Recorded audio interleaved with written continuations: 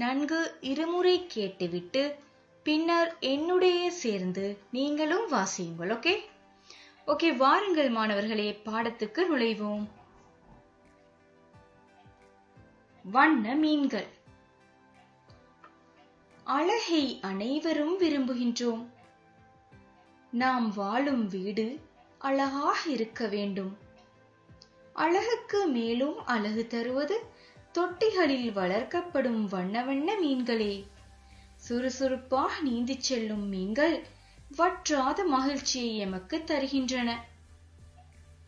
நம் முன்னோர் இயற்கையுடன் வாழ்ந்தார்கள்.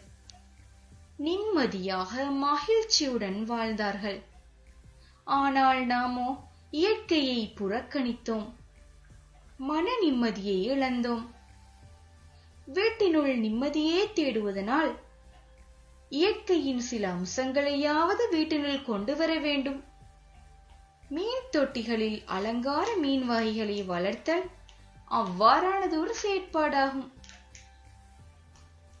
மீன் தொட்டியின் அழகை ரசியுங்கள்.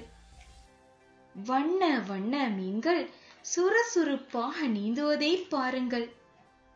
அவை ஒன்றையொன்று துரத்திச் செல்வது அழகோ அழகு. அதை பார்க்கும் போது எமது மனதிற்கு அமைதியும் மகிழ்ச்சியும் கிடைக்கும்.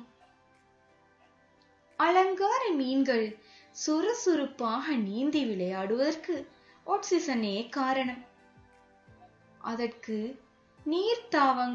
நீர்த்தாவரங்களை தொட்டியினுள் இடலாம் அல்லது செயற்கையாக தொட்டி நீரினுள் ஆக்சிஜனை செலுத்தலாம். தொட்டி நீரினுள் ஆக்சிஜன் குறையுமானால் மீன்கள் சோர்வடைந்து விடும். ஆக்சிஜனுடன் அளவான உணவும் தேவை. அத்துடன் தொட்டியில் மீன் வளர்ப்பவர்கள் தொட்டியை சுத்தமாக வைத்திருத்தல் வேண்டும். இவ்வாறு அலங்கார மீன்களை வளர்ப்பது தமது உடல் நலத்துக்கும் நல்லது என கூறுவர். இவற்றை பார்த்து மகிழ்வதால் மன அழுத்தம் குறைகிறது. இரத்த அழுத்தம் உடையவர்களுக்கு அது குறைவதாக கண்டறிந்துள்ளனர். எனவே நாமும் அழகிய மீன்களை தொட்டிகளில் வளர்த்து பயன்பெறுவோம். வண்ண மீன்கள் வளர்ப்போம். அன்பினை பரிமாறி மகிழ்ச்சி அடைவோம்.